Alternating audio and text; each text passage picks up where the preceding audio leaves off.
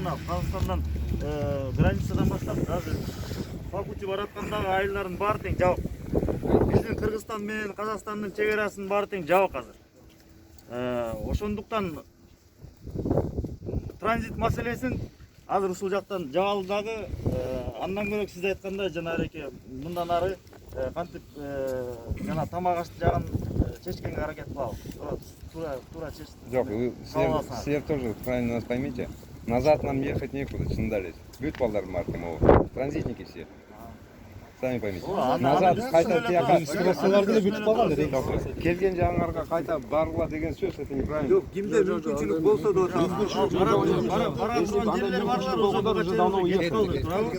анда башка суроо жок. Тапсырым сөзүнө биз кошулабыз. Тамак ашты растайбыз колубуздан келишинче. Хорошо? Главное ушундай бирибизге түшүнгөн мамиле кылайлы. Туугандар түшүнгүлө, эми бул кырдаалга кабылган силер дагы күнөөлүү эмессиңер, биздин өкмөт да күнөөлүү эмес. Нет, как-то решить вопрос никак нельзя. Насчет федеральной трассы. Вопрос решается, это только вопрос времени.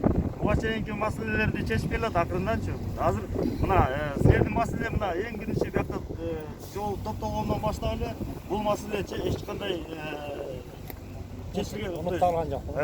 Баягы каралбай калган жок да. С первых дней. С первых дней вот как только закрыли границу, ошондон бери каралып атат.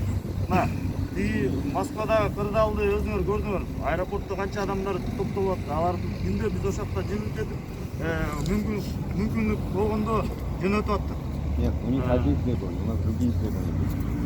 Мы не просили. Давайте требования сейчас не будем выдвигать никому. Вот в том-то дело, мы не выдвигали ситуации. требования, мы просили просто, мы просили только единственное, каждое обращение, да, мы говорили, нам не нужно ничего, ни денег, ни помощи, да.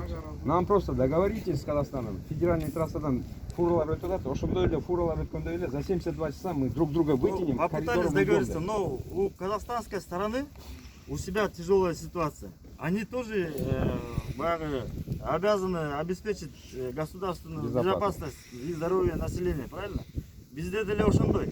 Ошон үчүн ошол кырдаалга түшүнүп, макул болуп, азыр Казахстан официально 16-го, с 8 утра, получается, до 15-го, с 7 утра они сделали карантин, закрытую границу.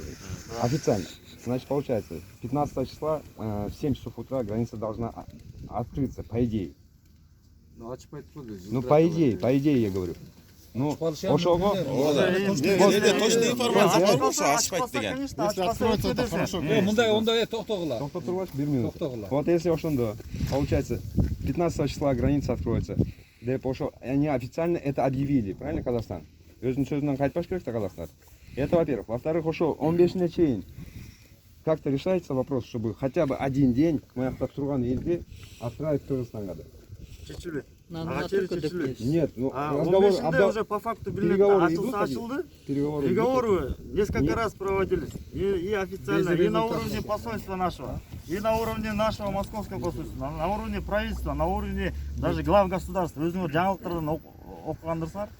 Ошон үчүн деген их тоже можно понять. Биякта эч кимди мындай күнөөлөгөн болбойт.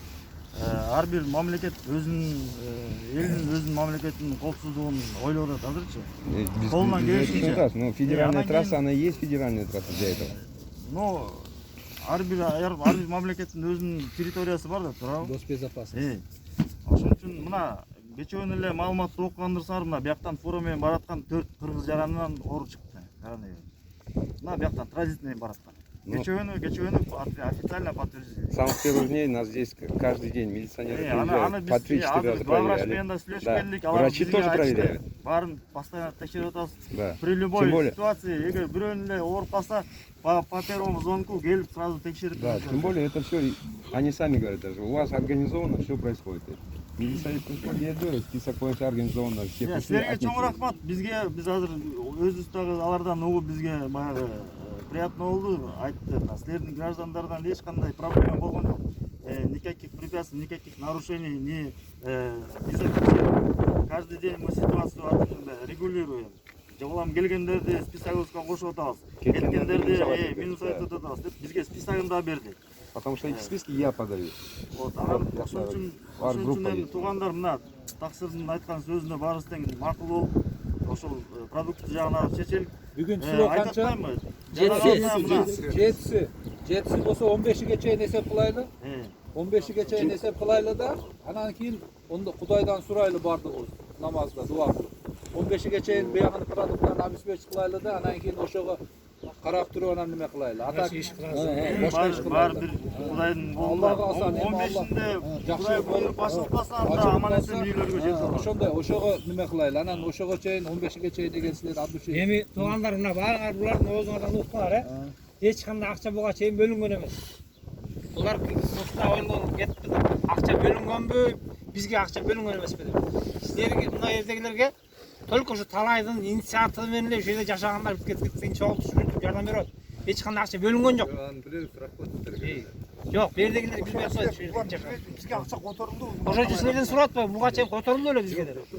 Которулгон эле. Биринчи душман болдуңар да. Жок, эми талай эскендерле күнөө Сен жок. Сен өзүң ошондой ойлобо. Мен айттым, бинемати амали. Сен артынан Мындай карата, талай. Бинемати амали деген. Ар бир нерсе ниетке баглуу. Туура. Адам өзүнү кандай неме кылса, сен өзүң актабы. Кудайды алда турасыңбы болду. Сен мисалы болду. Болду. Кудайды алда тура болсаң, биз бу жерде разборчик эмес. Кыйналаткан адамдар ар кандай ойлор келе берет, ал туура. Биз бул жердеги адамдар сен эле туугандар, бардыгыбыз бүт тууганбыз. Просто биз чемоданный настроение балдар. Мен айтам, сабыр кылган утат. Ажыга барганда ham, ажы, сабыр дейт да, сабыр дейт. А биздин кыргыздарга мынтек булактайга салат да. Сен мени оскорблять кылып атасың. Ошон үчүн биз бири-бирибизди туура түшүнөлү. Эгер силер келген шу сөздү шу жерде крайний издеш кереги жок. Бул Кудайдан бизге келген сыноо. Муну жеп койду, муну жок, ким жеген болсо Кудайды алда жооп берет. Ошого силер возможностуңар бар, жардам берип атат. Мына канча кыргыз туугандар, мына ошону Оренбургда аш кылбастан ошонун тийинди мен айттым. Бизге берсе 10 000 сомду биз 2 күн жейбиз. Мындай айтканда 3 күн жейбиз. Бу жерде эконом кылып немеге? Шүгүр кылып. Анан ояктан кыйналып, алыңда кылып, казан менен машинага жүктөп, кыйналгандан көрө мына жерде кылып аракет кылабыз. Ошого эгер силер ошону неме кылсаңар, буга чейин аракет кылган, шу күнгө чейин болгон нерсени шу жерде жабайлы, бири-бирибизди крайнийди издебейли, шу теманы ошол жерде жабайлы.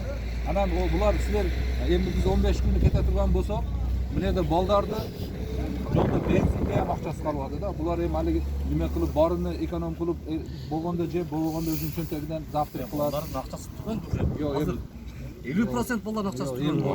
Үйүрүн акчасы туруп атат. кулак салсаң, ошого эгер мына 15-ге возможность болсо, ушу ГСМ жагынан ham бир жардам берсеңер, кетип атат, надолго да. Ошо сураныш. Мен бардык адамдар ичинен менен үчүн сурап коюм. Акча калбады, балдар алиги машинада түндөсө, алиги биринчи келген күндөрү алиги эртеге ачып калат, бүгүн ачып калат деп машинаны түнү менен тамызып келсе түгөт. Эгер возможность болсо, ошону ham карайлы. Машинада үшүп Алиги жатпай деп ойлоп, жана 21 адам машинада жатат. ошо биз машинада жаткан. Мына мен бири. Ошо 21 адамды жайгаштырганга жерди сүйлөшкөн. Ошого мен ояка бөлүнүп барсам, бул жерде тамак организовать кылабыз, башка кылабыз. Ошого мен силер өзүңөр, конечно, силер өзүңөр чечесиңер. Биз силерге мындай сунуш киргизип атабыз да. Рахмат. Кааласаңар мына сүйлөшүп келдик.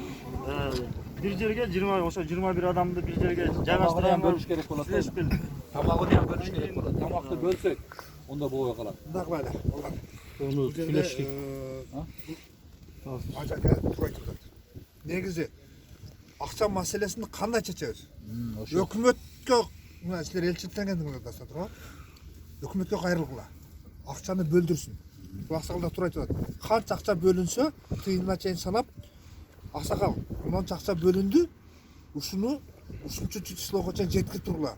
Анан 15 күнү Кудай кааласа, Алла Таала буйруп, жол ачылып калса, эсен аман кетип калсын. Ошондон дальше кетиш ГСМге проблема буларга. Ошол маселени дагы өкмөткө коюп, эми өкмөттөн бул жерден алып кеткенге күчү жетпесе, хотя бы финанс бөлүп берсин. Жардам берсин. Жардам берсин. Таксыр тура айтып атат. Биз дагы эртең бир күн балдарды чай ичип турасыздар. Бизге чайыңардын кереги жок. Мисалы үчүн 10 000 акча кетсеңер, биз 10 000ди 2 күн жейбиз, 3 күн жейбиз деп атат. Биз дагы ошого макул болду, аны сүйлөштүк да.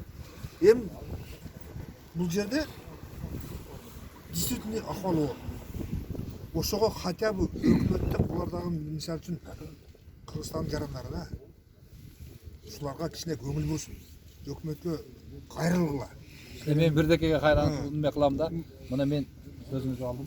Сайлоодо өтө көп жүрдүк да. Депутаттар бардыгы мени тааныйт да. 99% тааныйт. Мен ошондой обращение кылдым го. Эртеге күздө келет го. Келет. Азыр ошол жерде туруп бирөөз шунча эл кыйналып тур, мына депутатский фонддон бир 100 000 сом şu жака перевод кылып койгондочу, мына ушулар бардыгынын үйүдө бир 10 голос бар да. Мындай мына мен открытый айтам. Мен сол бирөө подкупка кылбайм. Открытый. Мен Кудайдан корком, бандадан коркпойм. Ошолордон от души капа болдук. Могу башкасынан силерден ham капа болуп атабыз. Немеге? Силер бизди оң колубузсуңар. Мындай айтайын, биз мына жерде эч ким эмеспиз. Проходимиз орусча айтканда. А силер бизди ошол жерде колубузсуңар. Бизди жактай турган адамдар силерсиңер да, посольство. Силер бизди колубуз төзүүсүңөр. Ошон үчүн лучше поздно, чем никогда. Келгениңерден Алла разы болсун. Биягыны муну